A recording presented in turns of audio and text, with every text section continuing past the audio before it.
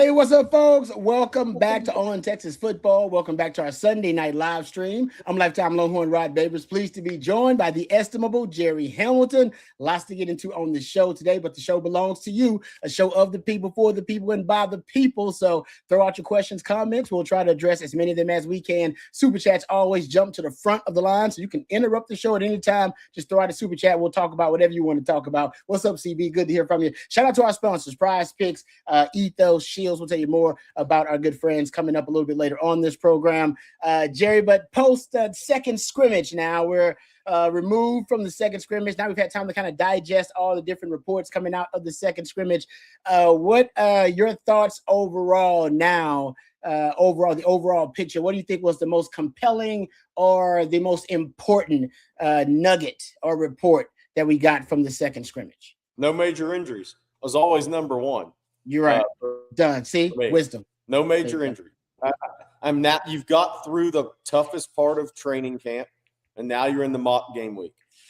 And Trevor Gooseby got very lucky.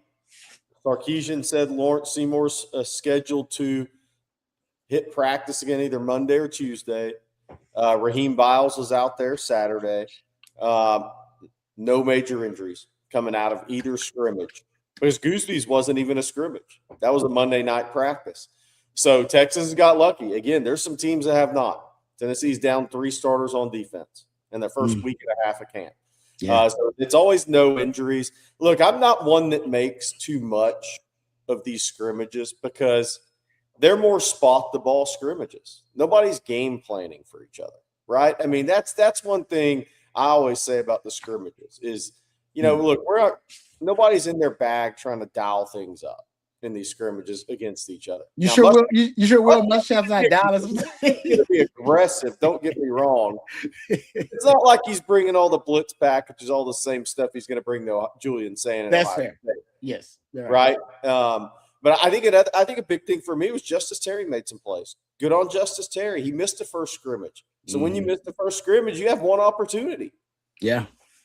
We heard Myron Charles maybe making a little move to get in that fighting to get in that rotation. I like to hear things, these younger guys, man. I like to hear that these younger guys are coming on. Nick Townsend was featured a little bit more in that second scrimmage, had 2 or 3 catches. I heard he's had a good week leading up to it. So, Andre Kojo playing left tackle with the ones with Gooseby out. I think it's invaluable snaps for him coming off an ACL last year. So I know what everybody wants to talk about. I'm more like, let's go play the games, man. Let's go play the games instead of getting overly concerned about certain things. Now, guys have to go perform at the same time. Guys have to go perform. That's what all this comes down to at the end of the day, Rod. You know it. You've been there. You got to go perform. Yeah, no, when the lights are on, that's kind of what, I think the discussion that's come about, the scrimmage and what you're seeing out of the scrimmage as opposed to what you're going to see in the games. But there's no doubt. I mean, I've said it before, and I think when we made our initial predictions about the Muschamp defense, I was like, you're going to end up having a lot of takeaways. It's a defense that is aggressive, dictates the terms and tempo, forces you to have to adjust and react to the defense.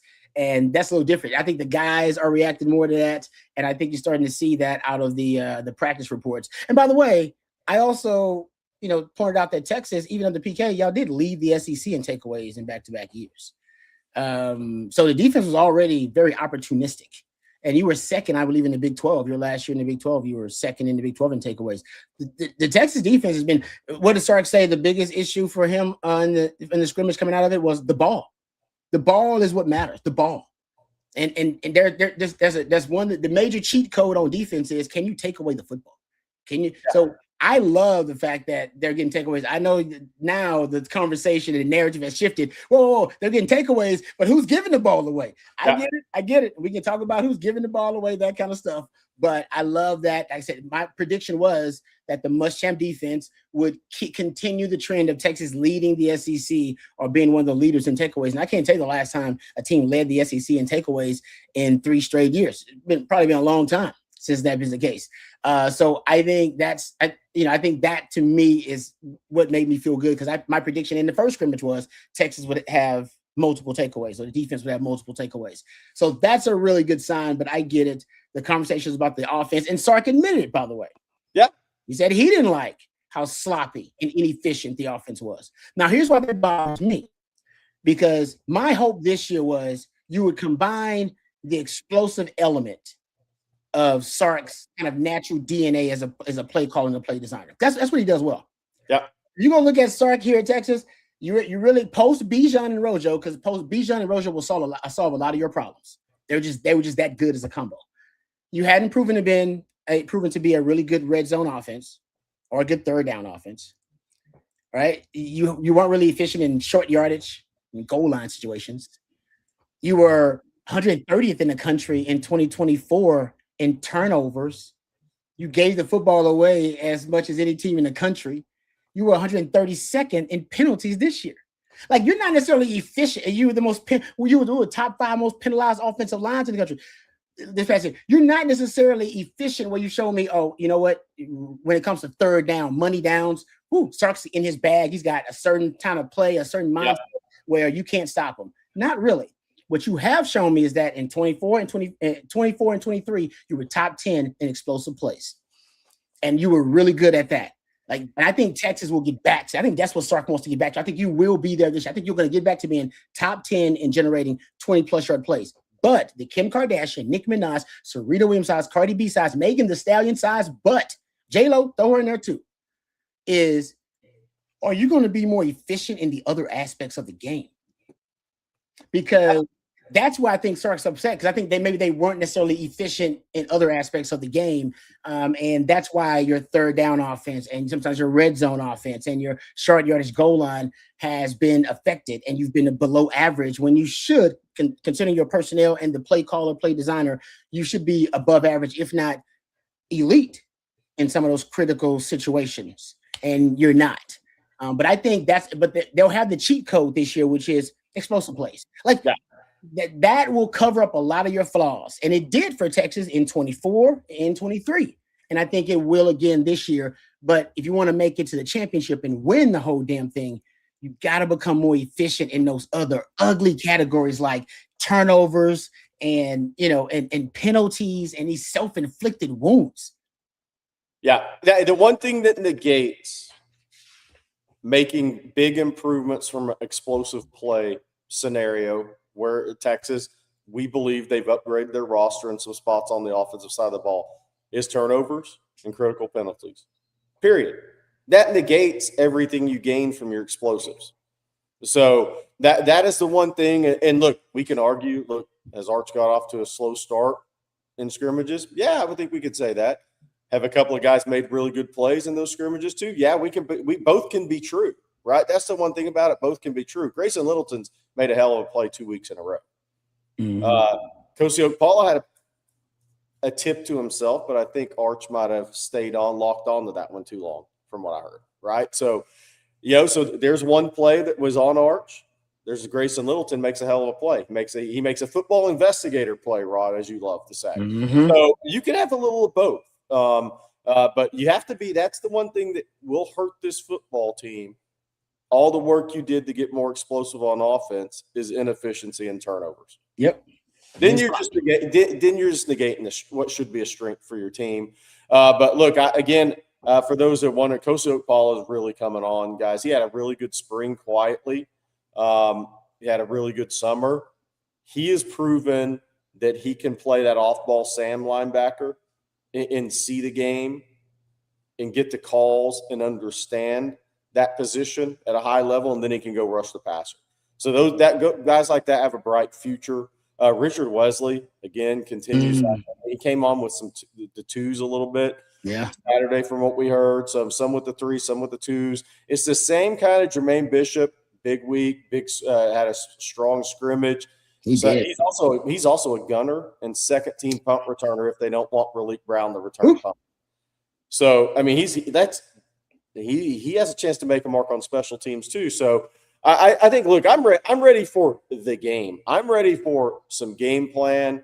I talked to somebody that said one of the things that a couple of offensive guys have said is they feel like they're going to be better and they're getting better because it is so chaotic and tough to go against Will Muschamp's defense in practice. I agree with that. Feeling in there that they feel like it's going to make them better, but it can only make you better if you don't turn the football over. Yep. No, I agree with that. That's a good point. He continues to put pressure on the offense, and it's going to force you to perform well and efficiently under pressure. But they got to clean up. Like last year, you were one of the leaders in the country in penalties. Year before that, you were one of the leaders in the country in turnovers. You got to clean up those types of things. And Texas does that offense. There's no doubt it's going to be explosive. I know the Arch question is out there about Arch looking a little sloppy and starting slow. Arch is a slow starter.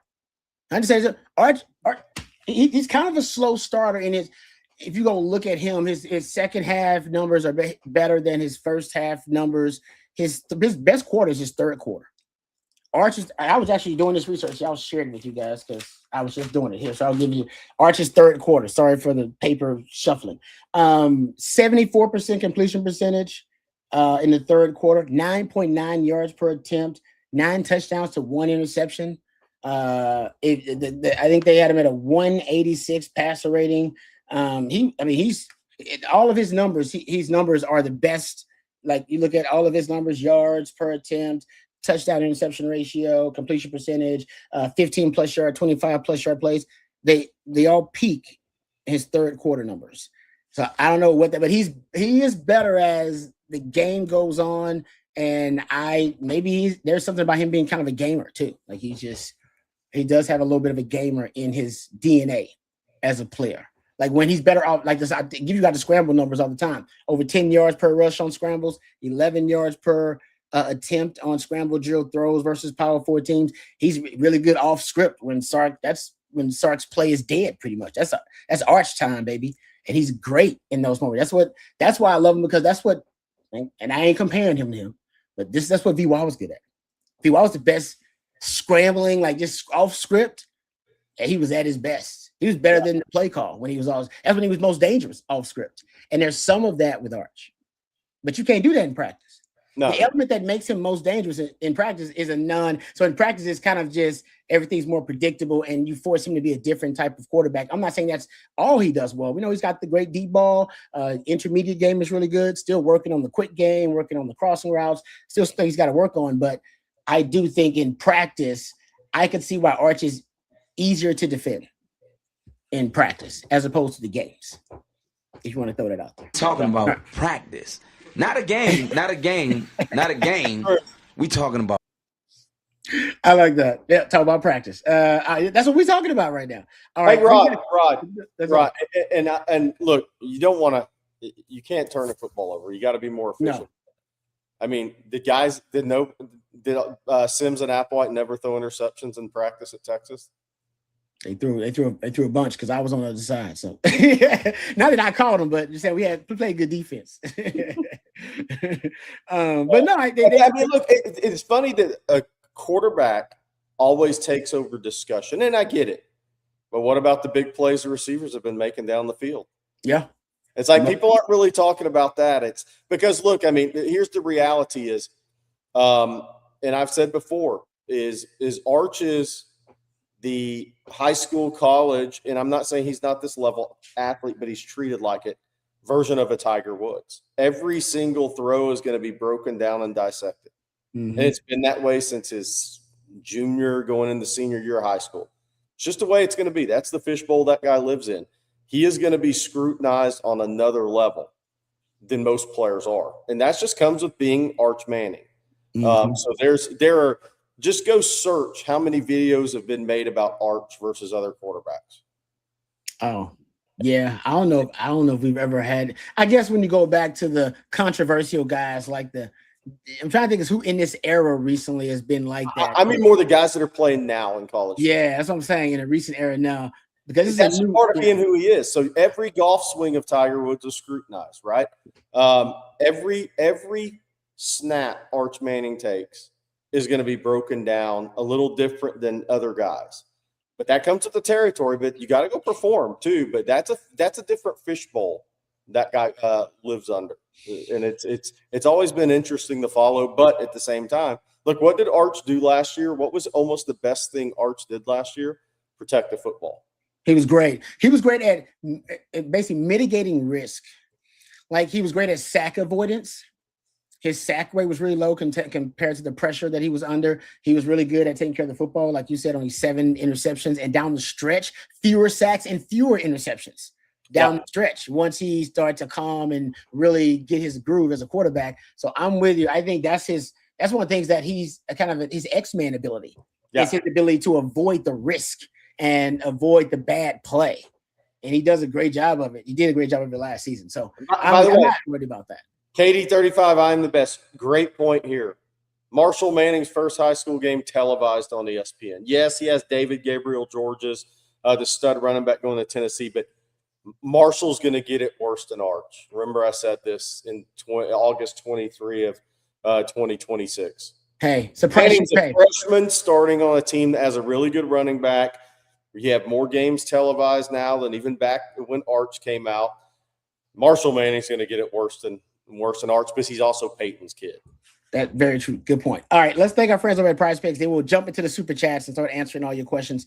Let's thank our friends over at Prize Picks first. We appreciate them, and you will as well. You guys know that we're always looking for ways to make our sports viewing experiences that much better. And that's exactly why we love Prize Picks, and you will too. America does, because it's America's #1 sports pick app. And honestly, it's really easy. It's really simple. That's probably another reason people love it so much, right? For players picks, all you do is choose more or less on a few player stats. You can lock in your lineup. It's really easy. Also, now, if you rather choose and pick teams instead of players, you can do that. Prize Picks has you covered there. You can now pick the winner, the totals on games, even fights.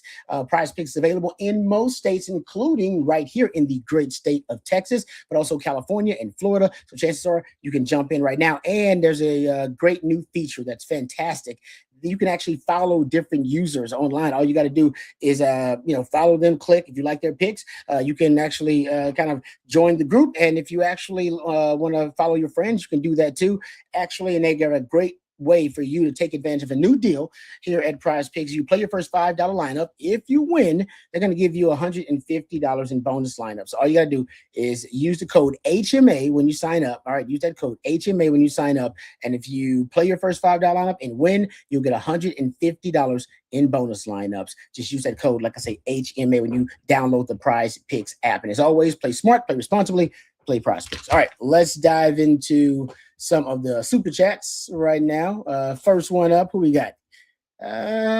Throw it out there. Juan, thank you, Juan. We appreciate the super chat. It says, okay, Jerry, what are your thoughts on man, talk about jumping right into the deep end. What are your thoughts on Hayward Howard Sr. just tweet that something we need to worry about or no? Yeah, I saw it. I saw the tweet. I can pull it up right now. Took a screenshot of it. Yeah. Nothing I'm concerned about. I hope that doesn't hurt somebody, doesn't hurt their kid. One, and I hope Hayward Howard Jr. takes a look at playing safety. Thank you, Doug, for the super chat. Said, let's get to it with somebody as well as Taylor. Thank you very much. Oh man, they come back to it. Okay. I mean, I don't know anything behind the scenes about that. I did like the skill set of Hayward Howard. I mean, you know that, Jerry. He's got some freaky tools, man. He really does. So I thought he had a chance maybe to be kind of a freaky nickel. But you got to have the coverage ability at the next level to do it. But there's no doubt you can find a place in the secondary for a guy with that kind of skill set. Like long, rangy, got great mobility for a guy's size. I think that I don't know what's going on behind the scenes, but I still think it may be worth, like you said, an investment in the young man, because, like I said, I think he's got a lot of raw material you can work with. Well, look, when I was down there during the season, he had asked for the team benefit at Nakar because he knew the team needed help. He went out and played safety, and he played safety really well. So I hope he looks – I just hope Hayward Howard Jr. looks at defensive back as, hey, man, Will Muschamp, those guys have a lot of experience. If they think I can help the team more at safety – look, and I know things happen in recruiting. Look, the John Meredith thing is tough because John Meredith was a 5-star in 27. He reclassified. Really talented player. He reclasses. Yeah. He's working ahead of Hayward Jr. Yep. At corner. And that can ruffle some feathers when a guy reclasses and comes in and Yep. gets more reps. I get it. You know what? Way that I always say is I always look at Ryan Nimble. And somebody asked earlier, I said Jermaine Bishop was second team punt returner. Ryan Nimble is a starting punt returner. So I just want to be clear about that. But I look at guys like Ryan Niblett. Ryan Niblett could have transferred early. You know, he thought he was going to be a wideout. When he signed with Texas, he was a slot receiver. He's not playing slot receiver. He's helping the team, and he trusted a staff, and he's helping the team. He could have left. He could have transferred out. I think the guys who sometimes just listen to a coaching staff, buy into what they're telling them. Maybe a guy that has 3 national championship rings as a DC might know what the hell he's talking about. Maybe, just maybe, he knows what the hell he's talking about. Maybe people should listen. Yeah. No, I'm with you. I do think going back to your point about Hayward Howard playing safety, because safety to the big nickel is kind of the new trend in the NFL, trying to match up with the heavy personnel and the heavy sets that teams are throwing out there with 12 personnel. They're playing more, they're presenting power so they can pivot to pass principles. And I'm telling you, those freaky safeties that are long rangey and athletic, they kind of just spin them down at linebacker depth and let them play nickel in the big nickel packages, which is on the rise in the league. He could be one of those guys, going back to Hayward Howard initially. So I like what you're talking about. I agree. If you're getting that suggestion to play safety or something like that, DB, that's what Coach Akina actually, when I played, was big on. A lot of guys ended up playing safety that started at corner. Mod Brooks, we give that story out there all the time. My man Nathan Vasher started out at safety, then end up playing corner. I never know how it's going to go. All right, getting back to the super chat. I didn't see the thank you very much, Blake, for throwing out the DJ Alexander. Thank you very much. We appreciate the super chat. It says, according to everyone, we suck. Fire Sark 0-12 season coming.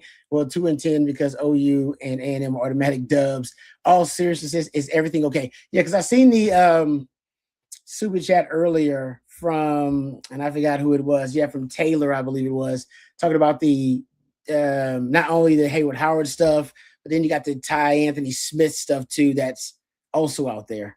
So people are kind of worried about, I don't know, the culture behind the program right now. The culture. Maybe that's it. That's exactly it. Maybe people are concerned about the culture of it. And Sark talks a lot about culture. But Ty Anthony Smith, a projected starter, now dismissed from the team.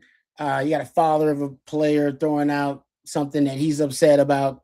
Obviously, something that we don't know the details of. And yeah, so I think the concerns about culture are they're fair from the fans right now. Just kind of wondering. Hey, the great thing is it's taking chatter off of John Mateer rolling left, throwing back across his body on a jump pass, which is the thing you learn in 3rd grade not to do as a quarterback. It's probably taking some headlines away from Marcel Reed still weighing 180 pounds on his best day. I mean, but it's good. It's taking some headlines away from some other things that people should have their attention on too. Season can't get here quick enough. SEC, it just means more. I love it. I'm having fun with it. Let's go. But I agree with you, Jerry. It's better than injury stuff. Honestly, if you got culture concerns or talking about injury concerns, I'd rather be talking about the concerns about the culture. And the good thing is they have good leadership on the team. So if there are some issues, I do. I've talked to a lot of the guys, gotten a chance to have conversations with them, interview them. They do have what I would describe as sound leadership with this specific team in this group. So I will say the Ty Anthony Smith thing, the only concern for me is this. I'm a big central nervous system of the defense guy. So if I always look at everything like I'm reverse engineering it. So if I'm going to look at the Texas defense, I'm going to look at how I would attack it. If I'm going to attack the Texas defense, I'm attacking them linebackers. I'm going after. I'm just telling you right now. Not Biles, the other guys. No, not Biles, because Biles, but think about it, Biles going to be on the move. He's going to be on the move. He's already told you. Yeah, he's already you don't know where he's going to be. He's already tipped his cap. He already told you Biles on the move. So Biles is going to be a linebacker like half the time. Half the time he's going to be on the edge. He's going to be blitzing, moving around. Other than that, they're going to find ways to try to attack your linebackers, especially in coverage. Think about tight ends last year against Texas. Didn't they eat? Second level, crossing routes. I'm telling you. Because Ty Anthony Smith was good at that stuff. Yeah. He was really good he had a natural sense of the passing game. I can tell you right now, the Really biggest complaint on damn near every defense is, and most offensive game plans are built around it. Linebackers do not get proper depth. They don't. And their eyes are very undisciplined usually. That's why play action pass is big in the RPO game, trying to put linebackers or second level defenders in conflict. And I think that's where you start. Yeah. If you're going after the Muschamp defense, because you got to find out if the other guy opposite by I do. Raheem is legit. Raheem the Dream, he's great, but the other guy, and your safety, not Jelani, but the other guy.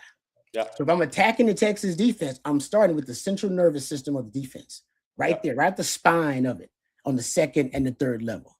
Yeah. Because your 2 question marks are right there. You only got 2 question marks on the defense. Now that Anthony Smith in release. Linebacker spot opposite Biles, safety spot opposite Jelani McDonald. I'll start my offensive game plan right there. Who we attacking? I don't even know. I don't need to know who it is. I don't care who it is. Right now, if I'm Lane Kiffin, if I'm Arthur Smith, whoever it is, I'm starting my offensive game plan by attacking those 2 spots. Hey, Rod. Everything else you can adjust to and unravel after that. Yeah. I mean, look, Rod, I did it. So be ready. What was your reaction when we kind of heard Kobe Black ran out with the ones at the other safety spot? He didn't take a ton of reps, but ran out with the ones. I thought that was interesting. That is? Because I think that move was made for a reason. Young guy playing corner that's been, Yep. But I'm with you. If I'm game planning against Texas, I'm going to test the corner opposite Masco. I'm going to test the other safety, and I'm going to test. I'll tell you who I'm going to test. I'm going to test Brad Spence in coverage and see what you got. Oh, that's good too. Yeah, whoever's Brad Spence is best playing forward. Yes, agreed. He's a pass rusher. Yes, no doubt. Yes. So I mean, I know who, but that's easy. We cover Texas. It's pretty easy to say, oh, well, we know who we cover, or we know who we attack, right? Mm-hmm. Yep. So that's it's going to be interesting to see. One thing I will say too about the scrimmage, I like where I think Texas is headed with their defensive front. I think that if Justice Terry, I said it at the Texas Exes event at Dallas. If Justice Terry can have some football consistency, we talked about that with Jonah, just more football consistency, no time on the sidelines, no setbacks. Justice missed that first scrimmage. I think Justice has made a couple of disruptive plays, including blocking a field goal. And Murad Watson's had a disruptive camp. If those guys can just keep coming on, and I think we know what Murad is, if Justice can keep coming on and be a disruptive guy on the interior, I like where Texas defensive front's headed, because I do think, to your point, Rod, you got to get these quarterbacks off their marks. You got to get these quarterbacks uncomfortable. I mean, look, you're coming out. Muschamp's bringing the heat at Julian Sand from the get-go in this game. Mm-hmm. There is not going to be any – look, you may get beat on a big play, but there's not going to be any DJ Lagway in it, guy limping around, threw 5 picks, couldn't get a first down against Miami, and you're playing 9 yards off and letting them get a little half roll, no pressure, rips out to the short passing game and get comfortable. There's not going to be any of that. So I do think one of the things I'm looking at is very important. If you have to mask a deficiency somewhere, you have to do that with disruption and pass rush. Yep. Totally agree. Not let really talented players get comfortable. If you do, it could be a long day. Yeah. And Muschamp's system naturally, that's part of kind of the base principles of the system is to apply a ton of pressure, high blitz rates or higher blitz rates, twists and stunts up front games. That's why, like I said, the Raheem Biles, he's gonna be, trust me, uses a weapon on the attack a lot. That's how Pitt, go back and watch him at Pitt. He was on the attack a ton. He's really good instinctually when he's moving downhill as a weapon. But I think that's where you got to have somebody to stabilize the linebacker position, so you can use him in that manner. Same thing with Jelani McDonald. You're not going to just keep Jelani McDonald in the post, then you're wasting Jelani McDonald. Got to put him in the box. Got to put him as a spy. Got to put him in the hole. You know what I mean? I gotta do all these different things with him. Well, then I need a safety to kind of stabilize safety position. Whoever that other guy is that's now still unproven, force them to prove themselves. My offensive game plan would be if Cryer is going to be your linebacker, all right, let's see how good he is. And if that safety, whoever that other guy is, opposite Larry McDonald, let's see how good they are in coverage because they had to go win that job. Let's go see. And then maybe you're wrong as an offensive coordinator, and then you have to adjust. But I would test that. I would test that theory early, and I think Ohio State will. Hell, Texas State will. By the way, Brad Jackson and 2,000-yard receivers. We'll see if that other safety can cover. Yeah, they will see. All right, let's. Okay, you know what? Let's throw out a couple of super chats. Real quick, because I know we got a bunch of them that kind of started piling up. Thank you very much, Blake. We appreciate it. KD35, I'm the best with the BS of the Browns tight end going back to LSU. It's no secret. We're getting closer and closer to the SEC/Big Ten leaving the NCAA entirely. Yeah, they now they're saying the quiet part out loud. KD35, I'm the best. They used to talk about that and behind the scenes, and you wouldn't hear them publicly voice that. But now they have the SEC commissioners talking about that openly. Other commissioners and other different, administrators with these conferences and schools and presidents are talking about that openly. So we're closer to it than we think. I just don't know exactly when it's going to become legit, but it's happening. Yeah. I could be totally wrong on this, but I think this is the last off season that's this chaotic. I think the timing of the 5 years to play rule, I think that brought even a little more chaos. I think this is the last year of this level chaos. I think after this, it'll slow down a little bit. I think this was a circumstance. Now, everybody can try to file an injunction for anything, but I think going forward, we're going to see a little less of this. And if we don't, then to your point, you guys point. The thing with that, though, the thing with that super chat, and I'm not saying I disagree with what you're saying, that was a court in Louisiana in East Baton Rouge in the SEC, by the way. So you're going to get. Yeah, I mean, I'm not sure anything's ever going to stop, but I do think the timing of this 5-year rule with the class of 22 made this even more chaotic, right? And so I don't expect this to be the same next year. I will say that. It's going to get less chaotic, but I've always predicted it's going to be 2 super conferences. I'm maybe starting to back off that a little bit, but I'll be back full bore on that if the Safe College Sports Act doesn't get through. Yeah, that's the game changer. If they do get federal legislation that can, obviously give you unanimity with the rules and regulations and guardrails, yeah, then I think it will calm all the waters. I'm not sure how close we are to that. I try to follow it, but it's extremely frustrating, as you know, to try to follow political issues in this country, one way or the other, sports related or not. Hey, we got in the super chat, man. RW, Chris Don Jr., the slot receiver, the little 5'7.5" guy that can go from Texas State. Hey, telling you, yeah, good player. Don't go in there. And this is the concern. I think Muschamp may try to be vanilla in that game. Yeah, I don't think Muschamp is going to be trying to go deep into the playbook against Texas State. One of his big advantages in this season is nobody really knows what a Muschamp defense looks like. We know what Muschamp's going to how he's going to challenge his guys in this game. This is a game that's all about tackling. Yeah, he's going to say, I'm going to say simple. We're going to be simple, and y'all need to go out there and just beat them, be better than they are. Our cats are better than their cats. You guys will get them to the ground. Yes. Yep. And by the way, Chris Don Jr. was I saw him at Mesquite Horn out of high school. He's really good. Dude, that guy's got some quickness. You put that dude in the phone book, and he will miss a couple people in the chat, if not 3 or 4 miss, including myself. So he's got a lot of juice. But Mesquite Horn was a really good player, and he was under recruited there because, as his cousin said, he's 5'7" and change. Yeah, but he can go.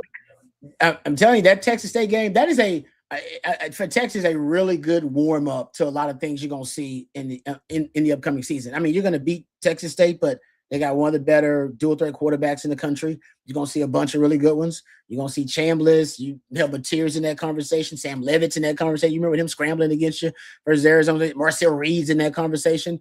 The up-tempo offenses, right? Ole Miss is going to bring in more up-tempo. LSU's going to bring in their version of tempo. Mississippi State's going to be a tempo team.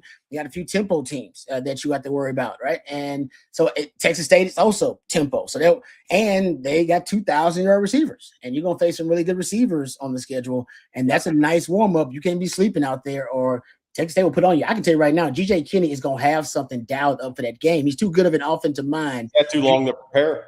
And it's so close to home. He knows he's got nothing to lose. That's a dangerous situation. It's an interview game for him. If he loses 34-20, that's a great interview. Oh, great. Yeah, that's a great. He won the interview that day, losing by 14. If he can keep within 14-17, he only lost 34-15 to Arizona State last year. Texas is obviously a lot more talented team than that. Yeah. But if he could have a game where – it kind of ball bounces his way or something. Maybe it's 37-20. He won the interview. That's what he's trying to do. By the way, we're talking about all this stuff. We're talking about – this is where it gets fun. We're talking about Arch being inefficient or things such as that.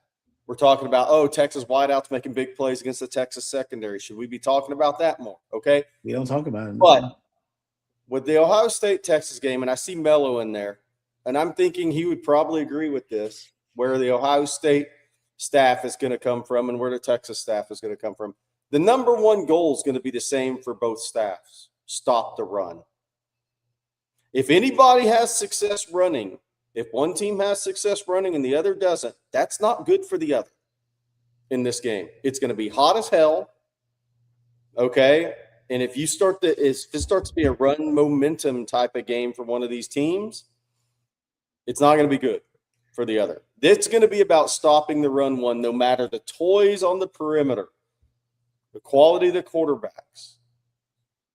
It's going to be about making them one-dimensional.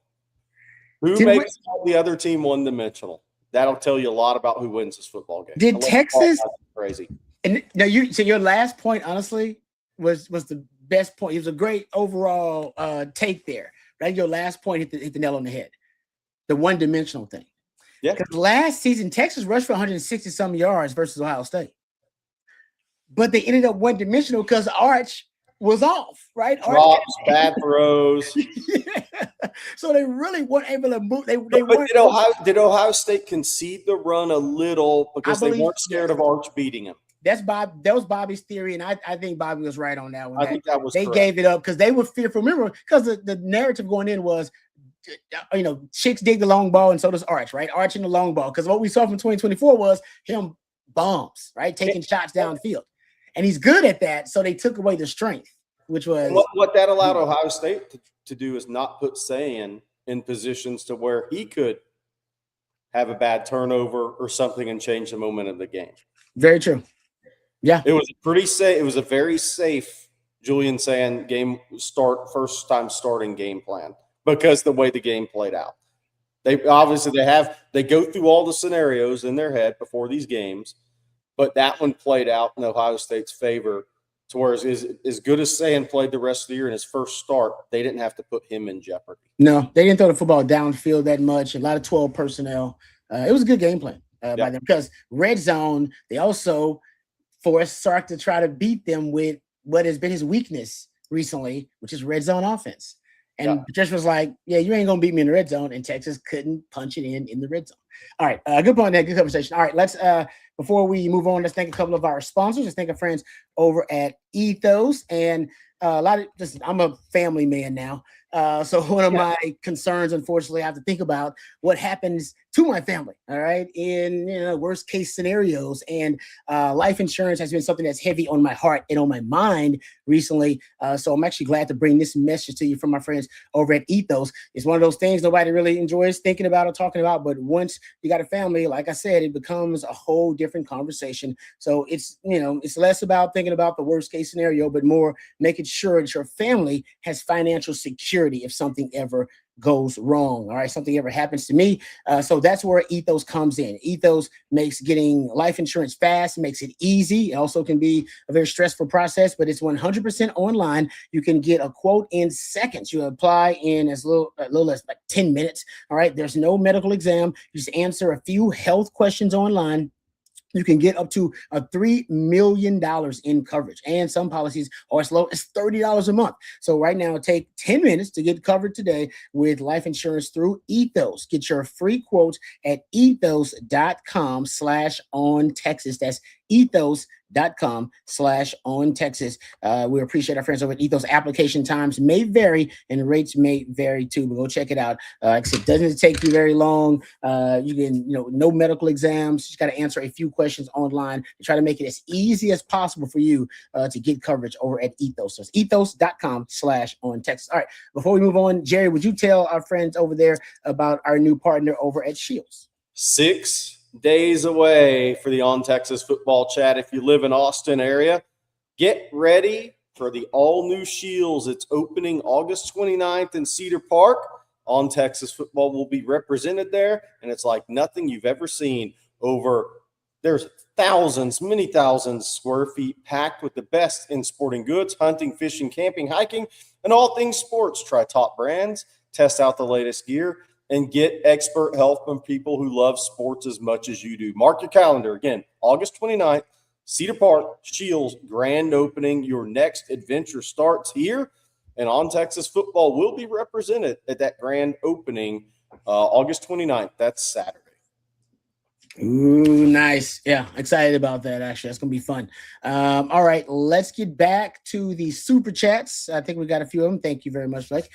Jay Lee, good to hear from you. Thank you for the super chat. Season prediction, can't get away from 9-3. Damn you, Jay. Says, good news is I think we go 7-2 in the SEC and beat Georgia in the SEC championship game. That means college football playoff at 9-3. Thoughts? Oh, man, that is okay. At 10-3. That would make you 10. Yeah, okay, I got you on that. All right.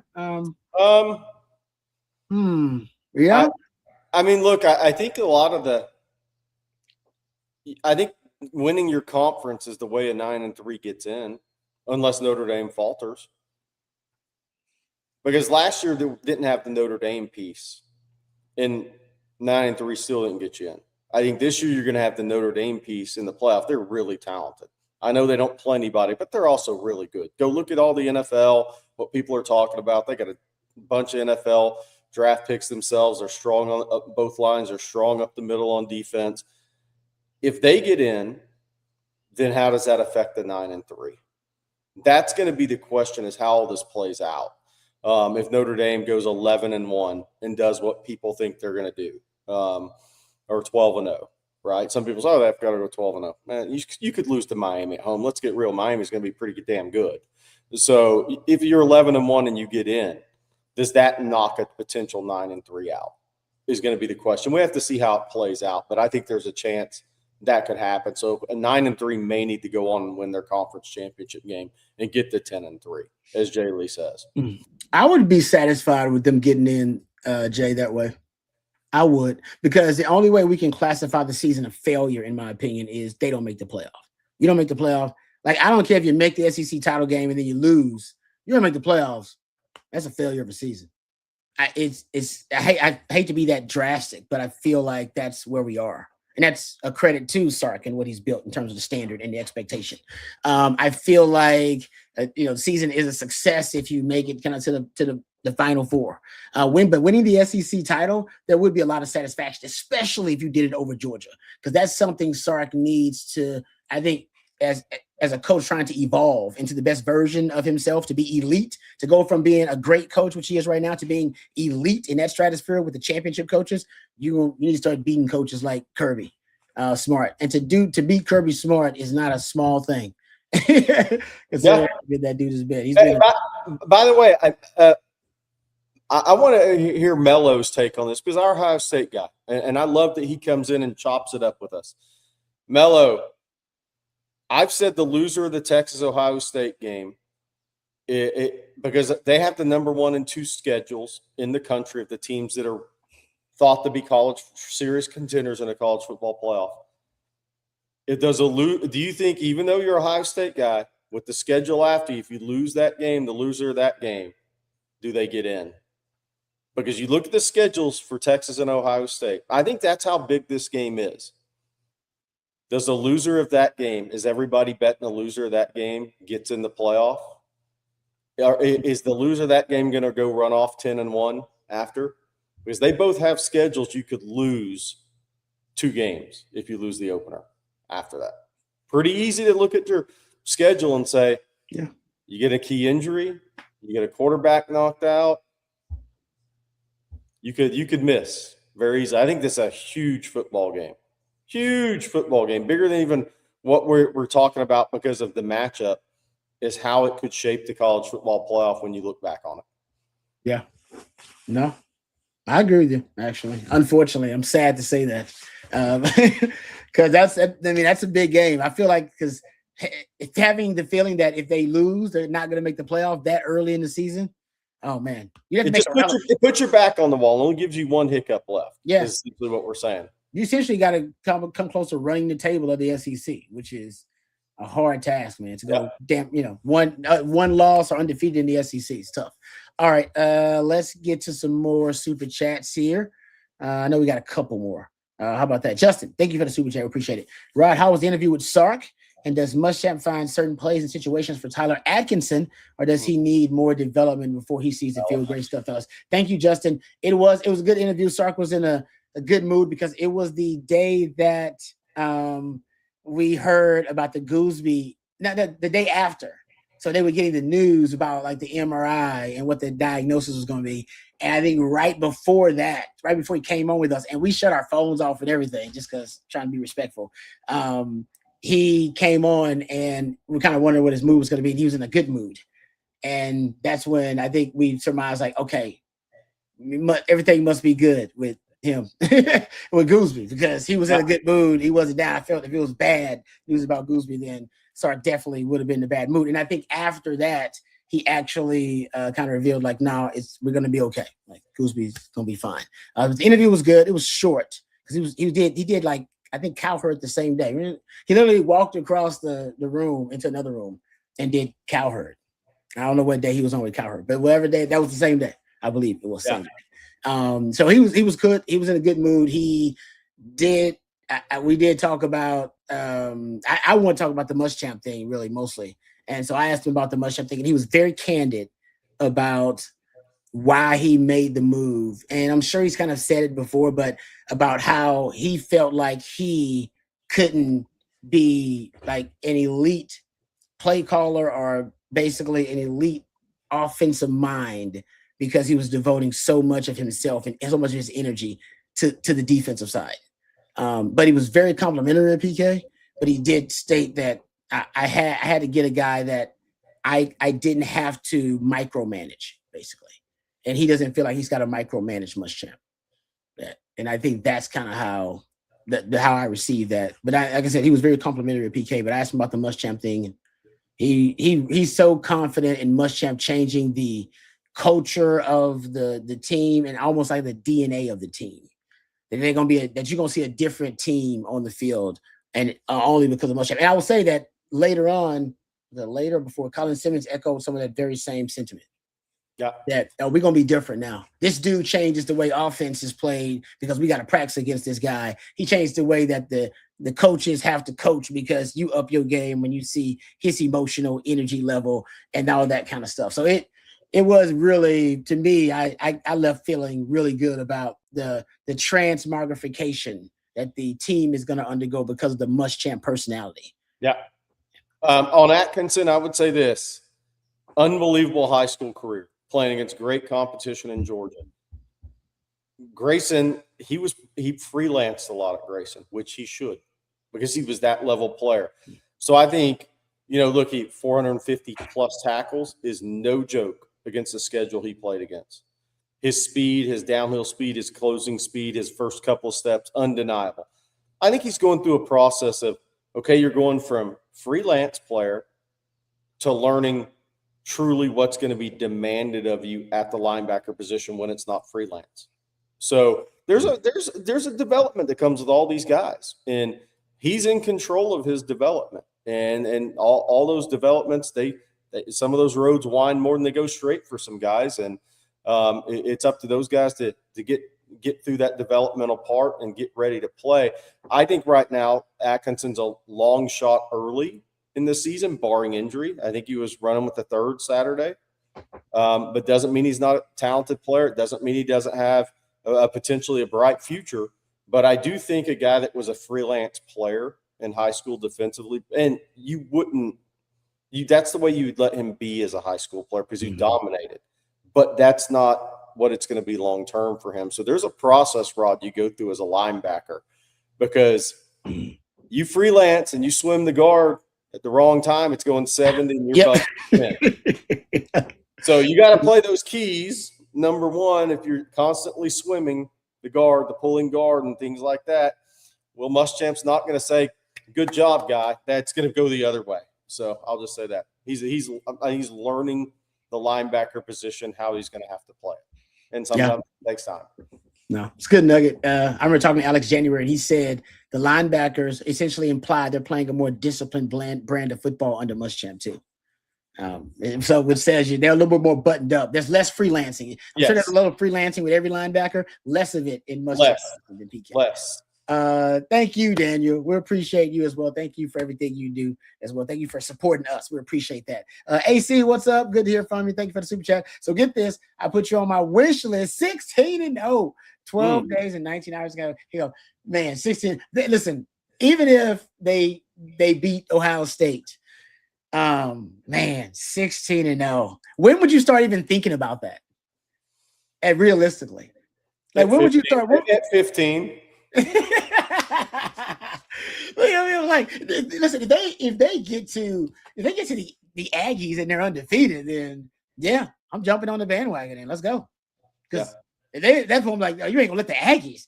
Let the Aggies upset your undefeated season. Hell no. So you're gonna beat the Aggies, go into then you go to the SEC title game, face Georgia, beat Kirby for the first time, then go into the college football playoff with all that momentum and swag. So boom, that's when hit me up, AC, for the A&M game.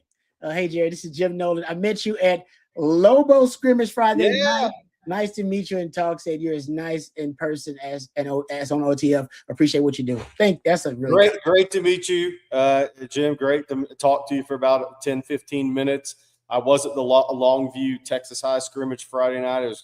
That is maybe my favorite Friday night venue in the state, even if it's a scrimmage. They're actually going to start. They're giving an upgrade to Longview Lobo Stadium, which it needs, and Coach King deserves it. But Coach Sanford does a great job at Texas High. I had a lot of fun. Great to meet you, Jim, out there. By the way, we always talk about the undefeateds, and Indiana's getting the run because they went undefeated. Seriously. I also remember how it can go the other way. Oregon rolled through the regular season in 24. They had that 1-point win against Ohio State in Eugene. Controversial, maybe. They had the close game against Boise, but then they started rolling. At Wisconsin gave them a tough run, and the talk was, is Oregon going to go undefeated? Then they went and beat number 3 ranked Penn State, who won a college football playoff game that year. Mm-hmm. And the talk was, can Oregon go undefeated? And the next time I saw Oregon, they were down 31-0 in the first quarter or early in the second of a Rose Bowl against Ohio State. The year Ohio State won it. So great to talk about, damn hard to do. Yeah, I agree with that. Damn hard to do. I don't even want to think about it until maybe the A&M game we can talk about a little bit. All right, thank you for that super chat. Terrence Jones, thank you for the super chat. The Texas-Ohio State game should break the attendance record at DKR. It probably will. What is the current attendance record? Do we know what it is? What game was it? I can't. I mean, you've had a lot of big games lately, so I'm sure. I don't know if Alabama do it. I don't know if they went if there was a ticket sold game more than that Alabama. I'm sure there had to have been, but somebody will bring that number to us. I don't know. That's a good question. It's got to be that Alabama. I'm trying. They were number 1, right? They were number 1. Yeah. There's no way that was a bigger game than that. I know at the time that was a record. Got to be. Maybe more than a playoff game. Maybe that playoff game. Clemson. There's no way Clemson. They weren't that. A&M last year. You got it, Jerry. You might have hit it. That might be it. Actually. Oh, Georgia. Oh, the ugly Georgia game. Dang, Georgia game. The ugly Georgia game. Oh, it's crazy how I put that into my subconscious. Didn't even think about that Georgia game. I had to have a record for tickets sold for the amount of water bottles I saw on the field. That was 110,000 of those. They're right. And night game too. Yeah, that was a nice one. All right. Okay, before we hit a couple of supers and end tonight's live stream, one more message from you. Message for you. Actually, our friends over at eBay, they're going to have a live event. It's going to be great. Victory Lap West Campus. It's going to be Sunday, August 30th. 5 to 9 p.m. They're going to have some lifetime Longhorns there as well. Colin Simmons, Ryan Wingo, Emmett Mosley, Tyler Atkinson, Lance Jackson expected to make appearances. There'll be a live auction there. The pep rally will kind of be a pep rally field, getting everybody ready for the season. And there'll be giveaways and prizes too. So they'll be giving away stuff if you want to come up. Maniacho is going to host it. Another lifetime Longhorn as well. And it's open to all ages. So you go check it out, and it's going to be great. I'm going to be there. The OTF fam is going to be there too. There, Bobby. I think CJ. I think a lot of us are going to be at that. Yeah, so OTF will be represented well at the event. It's going to be really, really fun. So that's August 30th from 5 to 9 p.m. It's at a Victory Lap on West Campus. It's eBay Live. That's going to be great, kind of getting everybody ready and pumped up for the season. Hey, Rod, real quick. You know it's football season is here. When Mello, our favorite Ohio State fan, and Sooner Cowboys are in the chat back to back, you know football season's back. Love it. I love it, man. It's a beautiful thing. I mean, that's why week to week it's always fun because based on who we playing that week, you always have a bunch of those fans just kind of jump in the chat, hang out. Hey, all are welcome. OTF with OTF, baby. All are welcome. All right. Yep. All right, Brandon, what's up? Good to hear from you. OTF fam number 1 says Arch has the legs. I can tell Marshall does not. What's up? Does not. What's up with that? Does Arch have a younger brother to Texas? No. Do you think we will land Marshall? Yeah, Arch has a brother on campus, right? Yeah, who's hilarious. Okay. He could legitimately be a comedian for his profession if he wanted to. Oh, yeah, well, yeah, okay. Was Dad's hilarious though? Dad's got good sense of humor. They all got wit. Yeah, it's true. I'll say the Mannings do have good sense. They do all around. I think actually all of them have a pretty good sense of humor now that we've gotten to know them over a couple of decades. Yep. And on Marshall, look, I think it's everybody's going to go overboard early. Let's see where his body goes. When I saw him at Manning Academy, he's 5'11". So see where his body goes, see where his frame goes. There's always some unpredictability with that. And he's such a young kid, man. I see what happens. I know a lot of people, if he gets to this level, which will play out over time, if he gets to that level, anybody that hasn't penciled in for Tennessee, I would tell you right now, they look for NFL systems. It's not Tennessee right now.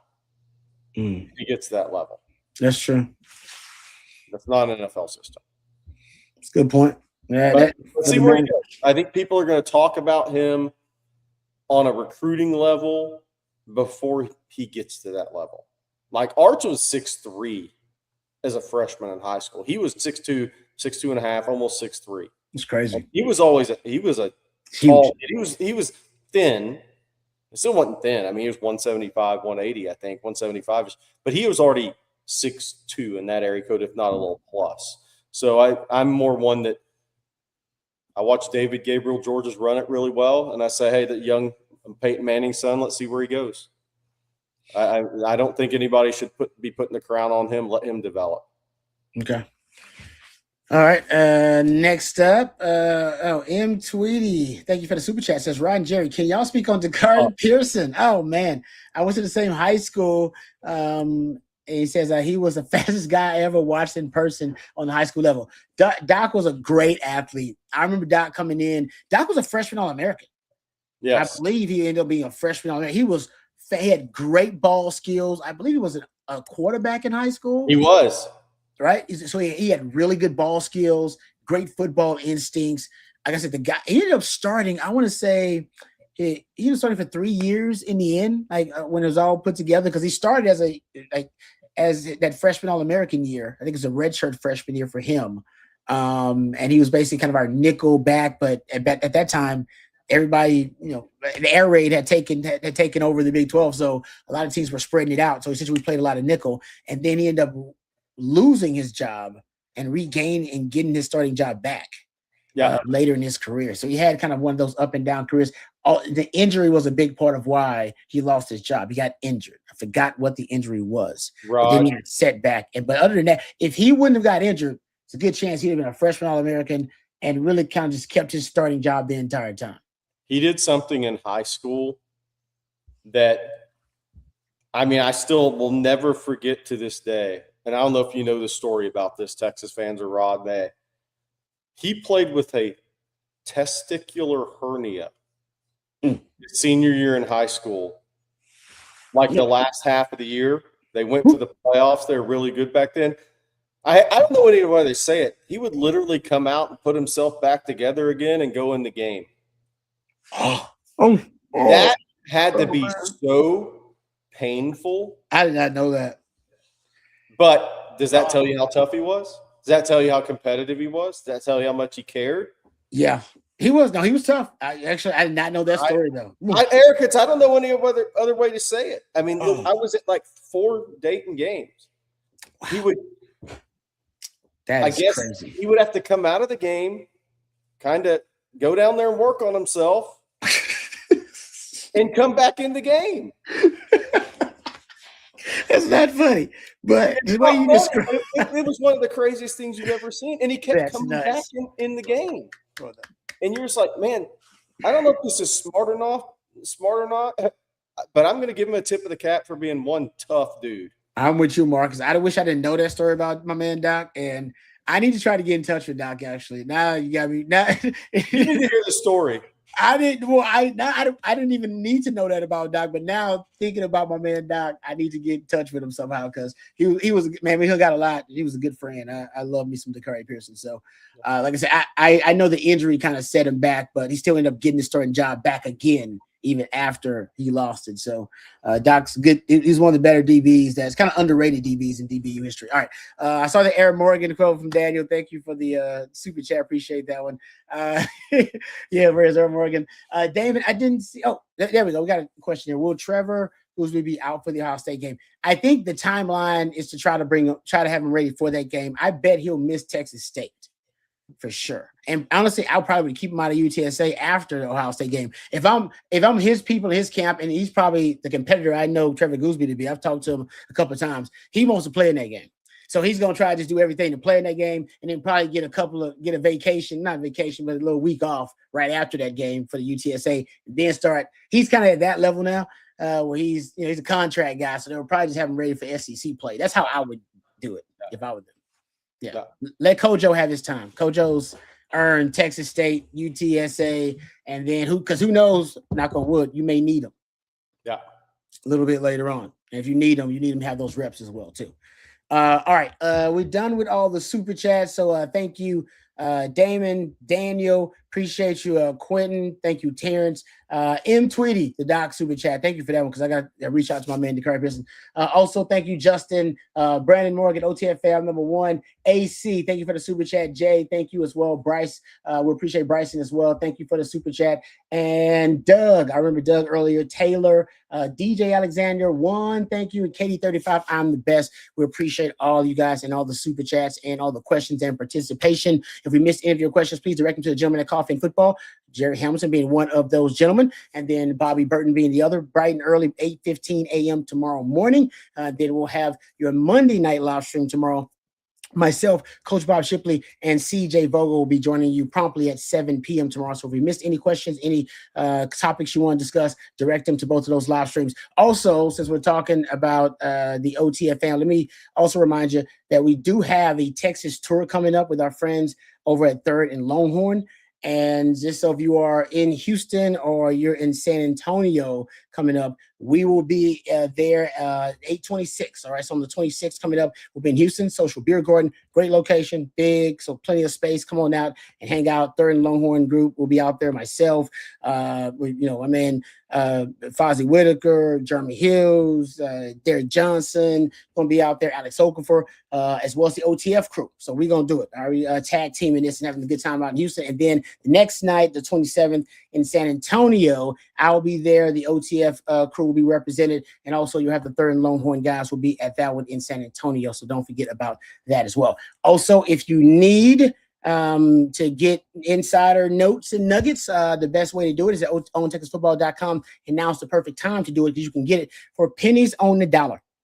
$3 for 3 months of coverage over at OwenTexasFootball.com. It's the best price you're going to get if you're a ball on the budget. You can't beat this. Practice coverage, breaking news, team coverage, insider nuggets, recruiting intel. It's the best in the business. And trust me, folks, nobody's doing it better than the team over at OwenTexasFootball.com. Thank you to Blake behind the scenes. Nobody does it better. He's doing a great job twisting and tweaking the dials. Thank you to Matthew as well, always helping us set things up.